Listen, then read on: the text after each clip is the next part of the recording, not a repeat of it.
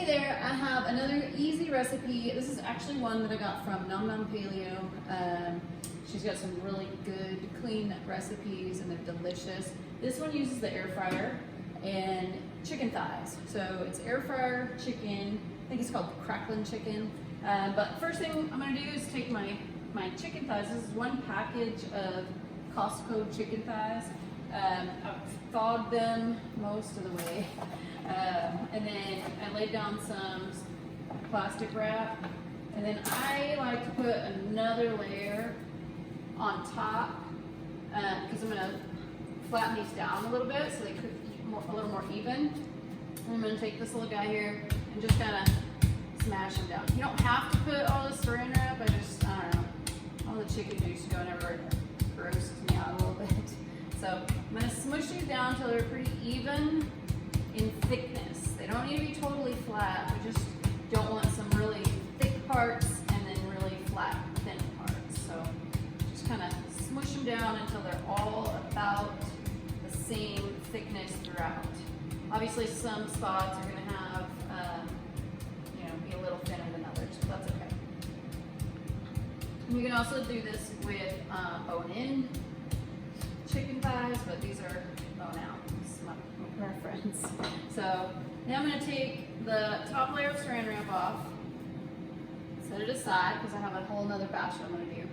And then this is the magic mushroom powder. So there's all kinds of spices in here that I just kind of blended up in a food processor, but the like key ingredient is this particular type of mushroom that I ordered on Amazon. They're dried porcini mushrooms.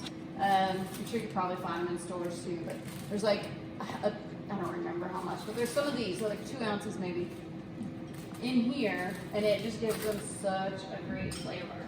So I'm going to take this, and I'm just going to kind of sprinkle a little bit across. There's some red pepper flakes and some salt and a bunch of other spices in here. Just kind of evenly coat. I try not to get too much on the parts where there's still a little skin because it does cause it to brown a little bit faster. But that's right. So then I'm going to flip them over and do the same thing.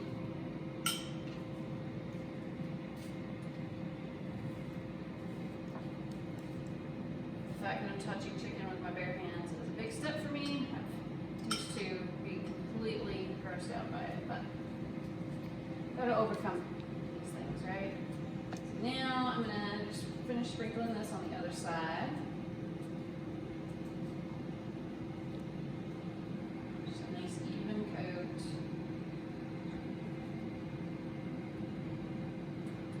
Not too much, not too little. And I'm gonna actually add a little bit of salt, a little more salt, just because.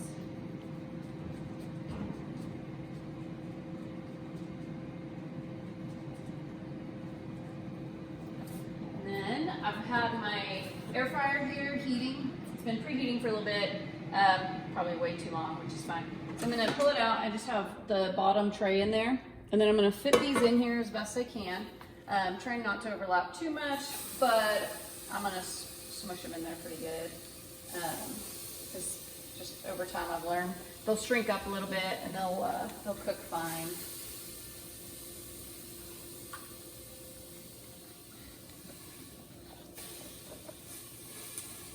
And just trying not to burn yourself in the process. Alright, so I've kind of smushed these all in, nestled them in there wherever they can. I'm going to wipe my hands off. And then I'm going to stick them back in the air fryer and put them in there for about 16 minutes. I tend to always overcook chicken, so this is helpful when I actually have it set for this time. Usually I don't overcook it. And all you have to do is leave them alone. You don't have to flip them over or anything. Air fryer's gonna fry them, and then we'll wait and see how they look when they come out.